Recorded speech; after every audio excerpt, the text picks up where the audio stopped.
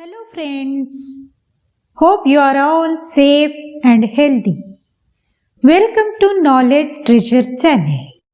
Friends, ह्या व्हिडिओमध्ये आपण पाहणार आहोत 10th standard science and technology part 1 lesson number 5 heat ह्या लेसनचा एक्सरसाइज मधील सॉल्व द प्रॉब्लेम्स. ह्या आधीच्या व्हिडिओमध्ये आपण ह्या लेसनचा सगळे कॉन्सेप्ट आणि सॉल्व्ड एक्झाम्पल कव्हर केला होता. आय होप तुम्ही ते व्हिडिओ पाहिला असेल. जर पाहिला नसेल तर आय बटनवर क्लिक करून तुम्ही ते व्हिडिओ पाहू शकतात. So friends, let us begin.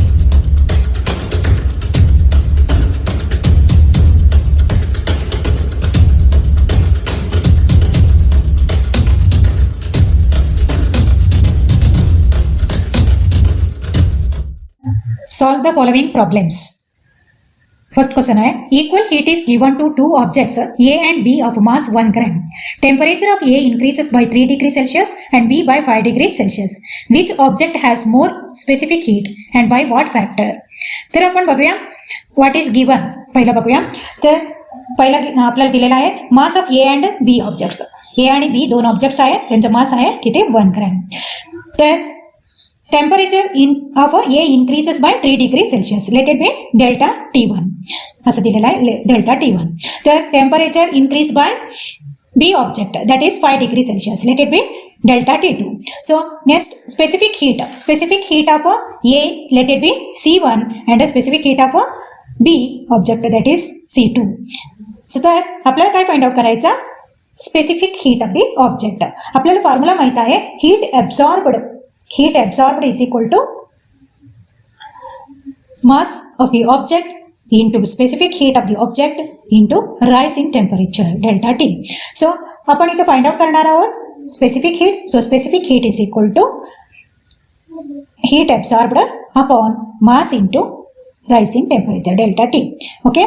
So C1 म्हणजे काय आहे, C1 म्हणजे A ऑब्जेक्टचा specific heat. So C1 is equal to Q upon specific heat of the object A is equal to Q upon mass of the object A किती आहे 1 आहे into delta T temperature rise in temperature A delta T1 ते किती आहे 3 degree Celsius. So आपण लिहिणार आहोत 3. So temperature किती झाला Q upon 3 आपल्याला मिळाला Q upon 3.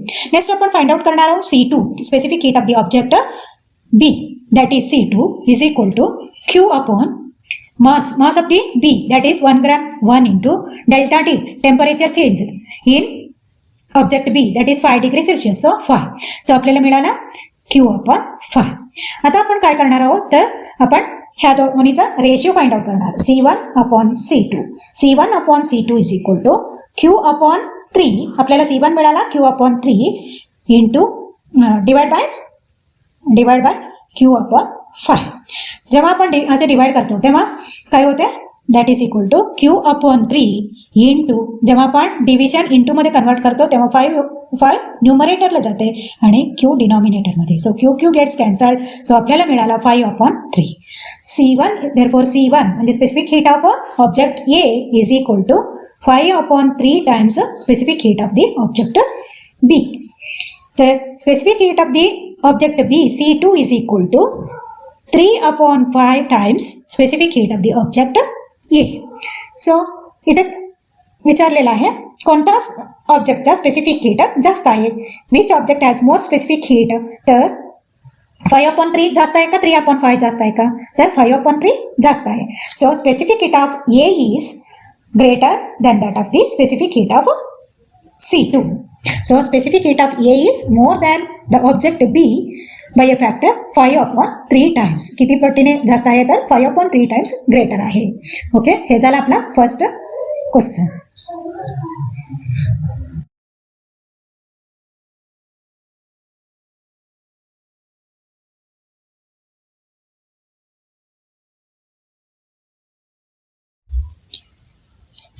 Liquid ammonia is used in ice factory for making ice from water.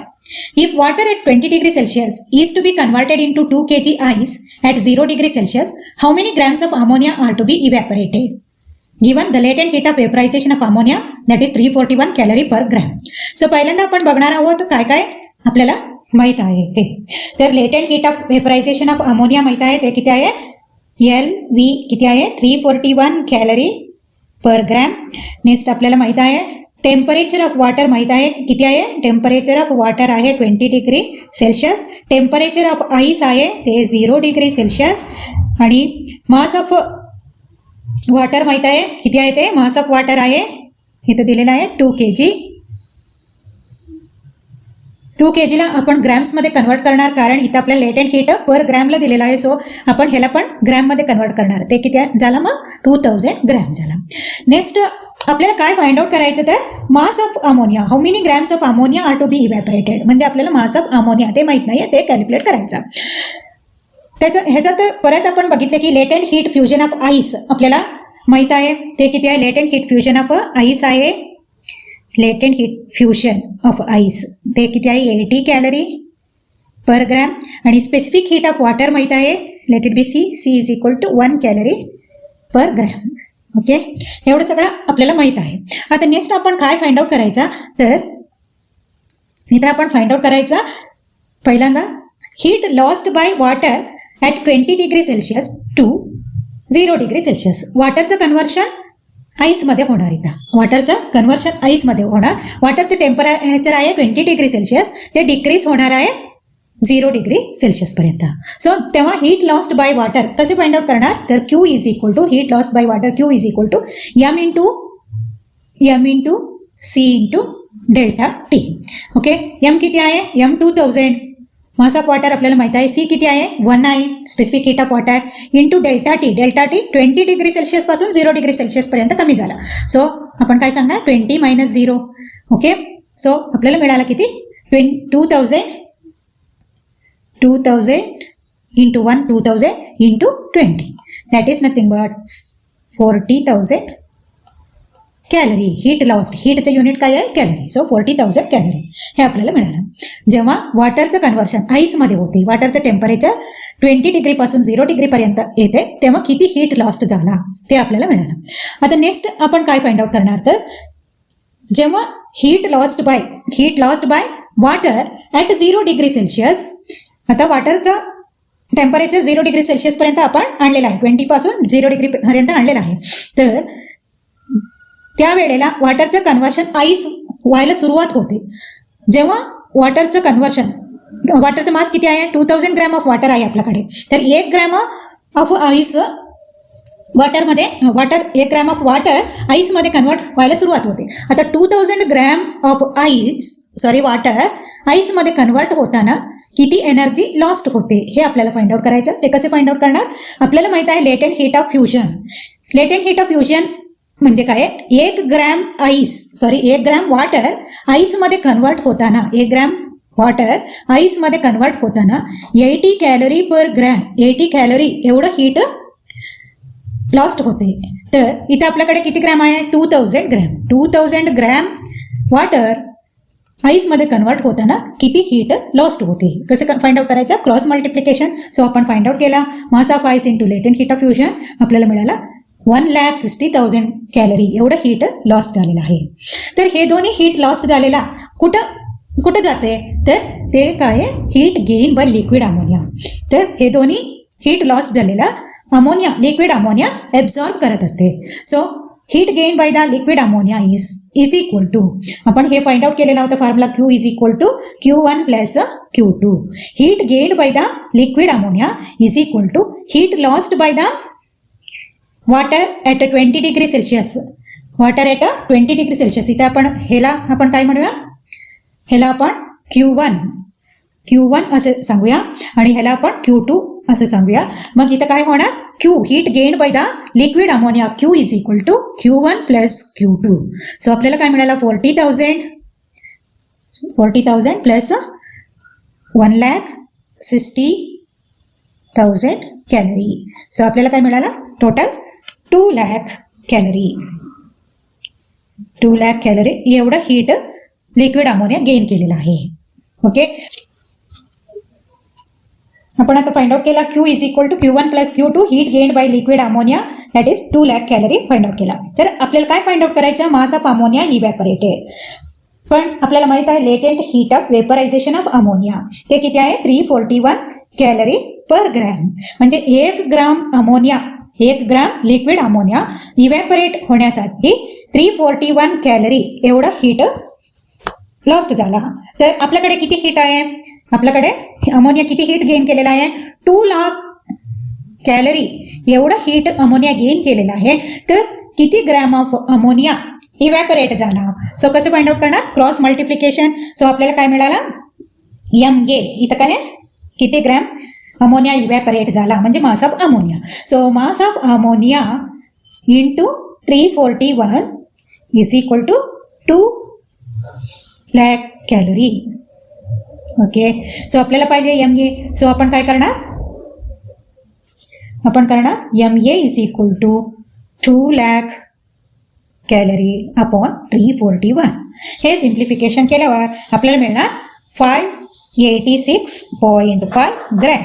So ammonia किती, मास ऑफ अमोनिया किती इव्हॅपोरेट झाला, 586.5 ग्रॅम एवढा अमोनिया इव्हॅपोरेट झालेला आहे. सो इथं आपण लिहिणार 586.5 gram of ammonia has to be evaporated to get 2 kg of ice. 2 kg ice आपल्याला मिळण्यासाठी 586.5 ग्रॅम एवढा ग्राम अमोनिया इव्हॅपोरेट झालेला आहे. हे झालं आपला second one. C. A thermally insulated pot has 150 gram ice at temperature 0 degree Celsius. How much steam of 100 degree Celsius has to be mixed to it so that water of temperature 50 degree Celsius will be obtained? Given latent heat of melting of ice 80 calorie per gram, latent heat of vaporization of water 540 calorie per gram, specific heat of water 1 calorie per gram degree Celsius. Now let us see what are the given data from this question. First of all, ice. The mass of ice is given, that is M ice is equal to 150 gram. Next, temperature of ice is given, that is T ice 0 degree Celsius. Next, how much steam? So we have to find out mass of a steam. Mass of steam is how much? Next, temperature of steam is given, that is 100 degree Celsius. Okay. Then temperature of water is given. Temperature of water is given, that is 50 degree Celsius. So here we have to use heat lost is equal to heat gain. That formula we have to use. So let us see. Here you can see heat gain is equal to heat lost, this formula. So who is taken the temperature? Who is taken the heat here? Heat आईसने heat घेतलेला आहे इथं आणि स्टीमने heat lost केलेला आहे.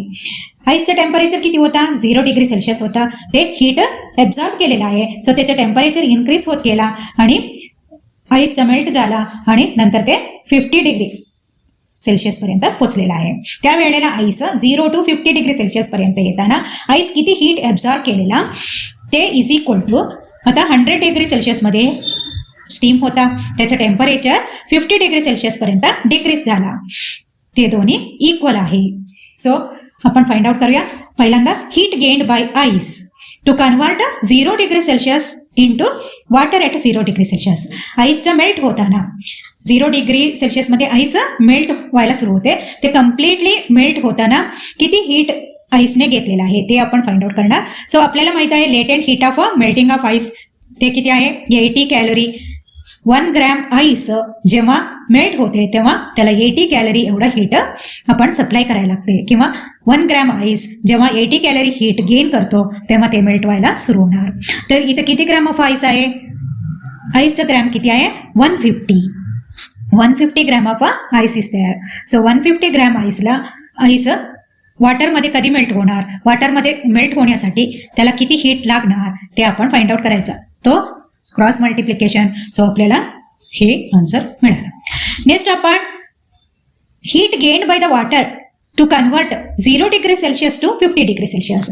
म्हणजे इथं पहिल्यांदा आपण आईसचं कन्व्हर्शन वॉटरमध्ये केला, पण टेम्परेचर किती आहे, 0 डिग्री सेल्सिअस. आता नेक्स्ट आपण काय करणार, 0 डिग्री सेल्सिअसला परत हीट देणार आणि त्याचं टेम्परेचर 50 डिग्री सेल्सिअस पर्यंत इन्क्रीज करणार. 0 डिग्री सेल्सिअसचा वॉटरचा टेम्परेचर 50 डिग्री सेल्सिअस पर्यंत इन्क्रीज करणार. तेव्हा heat gained by the water किती आहे, तर आपण यूज करणार mass into delta T into C, म्हणजे mass of water into temperature change into specific heat of water. Mass of water किती आहे, 150. ओके, मास ऑफ वॉटर आहे 150 ग्रॅम. तर डेल्टा टी म्हणजे टेम्परेचर चेंज. इथं 50 डिग्री सेल्सिअस आहे, 0 to 50 आला, so 50 minus 0 increase in temperature, so 50 minus 0. Specific heat capacity किती आहे, वॉटरचं स्पेसिफिक हीट कॅपॅसिटी आहे 1. सो आपल्याला मिळाला हे. सो आता आपण फाइंड आउट करणार heat gained by the ice, total heat. मग ह्या दोन्ही मिळून आईसमध्ये आईस किती हीट गेन केलेला आहे, तर ह्याचा हे आणि हे दोन्ही आपण दोन्हीचा सम घेतले की आपल्याला मिळते total heat gain by the ice. So आपण घेतलेला आहे 150 इंटू 80 प्लस 150 इंटू 50. तर 150 कॉमन आहे, सो आपण घेणार 80 प्लस 50. सो आपल्याला मिळाला 150 इंटू 130, 80 प्लस 50 130 आहे. सो आपल्याला मिळाला 19,000. 15 3 45, 15 1 15 प्लस 4 1900. सो आपल्याला मिळाला 19,500 कॅलरी. एवढं हीट आईसने गेन केलेलं आहे, ऑब्झर्व केलेलं आहे. तर नेक्स्ट आपण बघणार आहोत heat lost by the steam. आता heat lost by the steam किती असणार, तर जेव्हा पहिल्यांदा स्टीमचं टेम्परेचर किती होता, 100 डिग्री सेल्सिअस होता. त्या 100 डिग्री सेल्सिअस स्टीमचं कन्व्हर्शन वॉटरमध्ये होते. स्टीमचं कन्व्हर्शन जेव्हा वॉटरमध्ये होते तेव्हा किती हीट लॉस्ट झाला, तर आपल्याला latent heat of vaporisation of water माहित आहे, ते किती आहे 540 कॅलरी पर ग्रॅम. एक ग्रॅम स्टीम जेव्हा वॉटरमध्ये कन्वर्ट होते तेव्हा 540 कॅलरी एवढा हीट लॉस्ट होते. तर इथं किती ग्रॅम आहे आपल्याला माहित नाही, सो आपण काय लिहिणार एम स्टीम. एवढा मासचा स्टीम वॉटरमध्ये कन्वर्ट होताना किती हीट लॉस झाला, कसे फाइंड आउट करणार, क्रॉस मल्टिप्लिकेशन. सो आपल्याला मिळालं हे. Next heat lost by the water at 100 degree Celsius to convert it into water at 50 degree Celsius. तर 100 डिग्री सेल्सिअसचं वॉटर कन्वर्ट होते 50 डिग्री सेल्सिअस म्हणजे टेम्परेचर डिक्रीज होते. जेव्हा वॉटरचं टेम्परेचर डिक्रीज होते तेव्हा परत हीट लॉस्ट होते. तर ते किती आहे कसं फाइंड आउट करणार, mass of the water into delta T into specific heat of water. इथं mass of the water is equal to mass of steam. So आपण लिहिणार mass of steam into delta T into specific heat capacity of water. So आपल्याला मिळाला हे mass of steam into temperature 100 मधून 50 पर्यंत decrease होते, 100 minus 50 specific heat of water आहे 1. So आपण हे इक्वेशन लिहिणार. सो ह्याला सिम्प्लिफिकेशन केल्यावर आपल्याला मिळतं मास of steam into 50 into 1, that is nothing but mass of steam into 50. So heat lost by steam, total heat lost by steam किती आहे, तर पहिला इक्वेशन आपल्याला मिळाला मास ऑफ स्टीम इंटू 540. आता सेकंड इथं इक्वेशन मिळाला आपल्याला mass of steam into 50. So mass of steam common आहे 540 plus 50 that is 590. Okay, next आपल्याला मिळाला total heat lost by steam. Total heat lost by steam that is M steam into 590 calorie. आता आपल्याला formula माहित आहे heat exchange principle मधून heat gained by ice is equal to heat lost by the steam. So heat gained by the ice ते किती आहे 19,500 calorie आहे. Heat lost by the steam किती आहे M steam into 590 calorie. So M steam mass of steam is equal to 19,500 upon 590 that is equal to 33 gram. So आपल्याला answer मिळाला 33 grams of steam of 100 degree Celsius has to be mixed to ice. So किती how much steam of 100 degree Celsius has to be mixed to ice, तर 33 gram of steam of 100 degree Celsius has to be mixed to ice. Okay, next आहे a calorimeter has mass 100 gram and specific heat 0.1 kilocalorie per kg degree Celsius. It contains 250 gram of liquid at 30 degree Celsius having specific heat of 0.4 kilocalorie per kg degree Celsius. If we drop a piece of ice of mass 10 gram at 0 degree Celsius, what will be the temperature of the mixture? तर आता कॅलरीमीटर म्हणजे काय आहे, कॅलरीमीटर म्हणजे असा outer box असते, outer surface असते, त्याच्या आत एक इनर सरफेस असते, इनर सरफेसमध्ये इथं लिक्विड असतात आणि एक कॅलरीमीटर असे जोडलेले असतात. तर इथं एक लीड असा ठेवलेला असतात so that temperature of the outer surface not come inside or inside temperature does not go outside. Okay, so आता इथे काय करणार, एक आईस पीस आहे, ते आईस पीस ह्या लिक्विड मध्ये टाकणार. आईस पीस किती ग्रॅमचा 10 ग्रॅमचा आईस पीस इथं टाकणार. जेव्हा आईस पीस इथं टाकणार तेव्हा काय होणार, हीट एक्सचेंज सुरू होणार. कशामध्ये हीट एक्सचेंज सुरू होणार, तर आईस, कॅलरीमीटर आणि लिक्विड ह्या तिन्हीमध्ये हीट एक्सचेंज होणार. तर लिक्विडचं टेम्परेचर आहे 30 डिग्री सेल्सिअस, लिक्विडचं टेम्परेचर आहे 30 डिग्री सेल्सिअस, आईसचं टेम्पर आहे 0 डिग्री सेल्सिअस, कॅलरीमीटरचं पण 30 डिग्री सेल्सिअस. सो जेव्हा आपण आईस घालतो तेव्हा हीट एक्सचेंज होणार ह्या तिन्हीमध्ये. कधीपर्यंत हीट एक्सचेंज सुरू असणार, तर जोपर्यंत आईस, कॅलरीमीटर आणि लिक्विडचं टेम्परेचर इक्वल होत नाही तोपर्यंत हीट एक्सचेंज होणार. सो आता आपण सॉल्व्ह करूया. हीट पहिल्यांदा आपण बघूया काय काय दिलेलं आहे. कॅलरीमीटरचा मास दिलेला आहे 100 ग्रॅम, कॅलरीमीटरचं स्पेसिफिक हीट दिलेला आहे 0.1 किलो कॅलरी पर केजी डिग्री सेल्सिअस. तर लिक्विडचा मास दिलेला आहे 250 ग्रॅम, टेम्परेचर दिलेला आहे 30 degree Celsius, specific heat of liquid दिलेला आहे 0.4 किलो कॅलरी पर केजी डिग्री सेल्सिअस आणि आईसचा मास दिलेला आहे 10 ग्रॅम, तर टेम्परेचर दिलेला आहे 0 डिग्री सेल्सिअस. तर आपल्याला माहित आहे specific heat capacity of water माहित आहे, ते किती आहे. Specific heat capacity of water किती आहे 1 किलो कॅलरी पर केजी.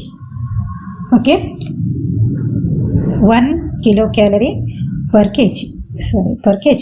नेक्स्ट आपल्याला माहिती आहे latent heat of melting of ice, ते किती आहे. Latent heat of melting of ice. So melting of ice किती आहे, तर 80 किलो कॅलरी पर केजी. नेक्स्ट आपल्याला काय फाइंड आउट करायचं, तर what will be the temperature of the mixture. जेव्हा एक्सचेंज होते, हीट एक्सचेंज झाल्यावर फायनल टेम्परेचर किती आहे ते आपल्याला फाइंड आउट करायचं. तर लेट इट बी टी, त्याला आपण सपोज टी म्हणून घेतलेला आहे. तर पहिल्यांदा आपल्याला काय काय फाइंड आउट करायचा. इथे हीट लॉस्ट कोणाकडून होत असते, तर लिक्विड आणि कॅलरीमीटर मधून हीट लॉस्ट होते, कारण आपण आईस कोल्ड ऑब्जेक्ट कॅलरीमीटर मध्ये घातलेला आहे. So heat lost by the calorimeter आणि heat lost by the liquid is equal to heat gained by the ice. आता आपण फाइंड आउट करूया heat lost by the calorimeter. Let it be Q1. Heat lost by the calorimeter is equal to mass of the calorimeter into specific heat of calorimeter into falling temperature. आपल्याला माहित आहे formula Q1 is equal to m into C into delta T. मास किती आहे, कॅलरीमीटरचा मास आहे 100 gram. 100 gram म्हणजे 0.1. Okay, 0.1 kg into specific heat capacity of the calorimeter किती आहे 0.1 kilo calorie पर KG degree Celsius. Delta T किती आहे 30. कॅलरीमीटर मध्ये पहिल्यांदा टेम्परेचर किती होता 30 डिग्री सेल्सिअस होता. आता आईस टाकल्यावर टेम्परेचर डिक्रीज झाला, सो 30 मायनस टी. ओके, हे सिम्प्लिफिकेशन केल्यावर 0.1 इंटू 0.1 आपल्याला मिळाला 0.01 इंटू 30 मायनस टी. ओके, हे झालं आपला Q1 heat lost by the calorimeter. Next आपण फाइंड आउट करणार heat lost by the liquid. तर heat lost by the liquid, let it be Q2 is equal to mass of the liquid into specific heat of the liquid into delta T, temperature change. म्हणजे temperature decrease in temperature. Okay, mass of the liquid 250 gram, त्याला आपण KG मध्ये convert केला 0.25 kg into specific heat दिलेला आहे 0.4 kilo calorie पर KG degree Celsius into delta T. परत लिक्विडचं temperature 30 degree Celsius होता, ice टाकल्यावर टेम्परेचर कमी झाला, सो आपण लिहिणार 30 मायनस टी. ओके, ना हे सिम्प्लिफाय केल्यावर 25 4 100, सो आपण लिहितो 100. तर किती डिजिट झाल्यावर डेसिमल पॉईंट करायचा 1 2 3, सो आपण टाकणार इथं point, so 0.1 into 30 minus T. हे झालं आपला 0.1 इंटू 30 मायनस टी. हे झाला आपला heat lost by the liquid, that is Q2. Heat gained by ice during its conversion to water. जेव्हा आईसचं कन्वर्शन वॉटरमध्ये होते तेव्हा किती हीट आईस ॲब्झॉर्ब केलेला आहे ते फाइंड आउट करणार. तर आपल्याला माहित आहे latent heat of melting of ice ते किती आहे 80 किलो कॅलरी पर केजी. तर आपल्याकडे किती आहे, आपल्याकडे आईस किती आहे 0.01 kg एवढा आईस आहे. तर त्या 0.01 आईसला वॉटरमध्ये कन्वर्शन करण्यासाठी आईसने किती हीट गेन केलेला आहे ते असं फाइंड आउट करणार. 1 kg ला 80 किलो कॅलरी पाहिजे, तर 0.01 kg ला 0.01 kg आईसला किती पाहिजे, सो मल्टिप्लिकेशन. सो आपल्याला मिळाला 0.01 इंटू 80, सो 0.8 कॅलरी एवढं हीट गेन करतात, आईस गेन करतात. नेक्स्ट आपण फाइंड आउट करणार वॉटरचं टेम्परेचर आता किती झाला 0 डिग्री सेल्सिअस. आईसचं कन्वर्शन वॉटरमध्ये झाला पण टेम्परेचर किती आहे 0 डिग्री. आता हे 0 डिग्री सेल्सिअस वॉटरचं कन्वर्शन, वॉटरचं टेम्परेचर चेंज होणार T डिग्री सेल्सिअस पर्यंत. तर 0 डिग्री वॉटरचा टेम्परेचर T डिग्री सेल्सिअस पर्यंत इन्क्रीज होणार. त्याच्यासाठी वॉटरने हीट गेन केलेला आहे. ते कसे फाइंड आउट करणार, mass into specific heat capacity of mass into specific heat capacity of water into rise in temperature. So mass किती आहे आईसचा मास किती आहे 0.01 kg into specific heat capacity of water ते किती आहे 1. सो नेक्स्ट इथं टेम्परेचर किती झाला 0 होता पहिला, आता किती झाला T आहे T-0 हे temperature change. So 0.01 T. Next total heat gain किती आहे, पहिल्यांदा आईसचं कन्व्हर्शन वॉटरमध्ये होताना आईसने एवढं हीट ऍब्झॉर्ब केलेलं आहे. आता 0 डिग्री सेल्सिअस मधला वॉटर 3 डिग्री सेल्सिअस पर्यंत पोहोचण्यासाठी एवढं हीट गेन केलेलं आहे. So total heat gain is equal to 0.8 plus 0.01 T. Next आपण फाइंड आउट करणार total heat gained is equal to heat lost. Heat gain is equal to heat lost by the heat exchange rule. So आपण find out करणार Q is equal to Q1 plus Q2. तर Q किती आहे 0.8 plus 0.01 T आणि Q1 किती आहे 0.01 into 30 minus T. Q2 किती आहे 0.1 into 30 minus T. सो हे सिम्प्लिफाय करणार आपण, तर हे आहे तसंच ठेवूया. आता ह्या बाजू आपण सिम्प्लिफाय करणार 1 into 30 that is 30 minus T. इथं पण आहे, इथं पण 30 minus T आहे, कॉमन बाहेर काढणार 0.01 प्लस 0.1. सो आपल्याला 0.01 plus 0.1 is nothing but 0.11 into 30 minus T.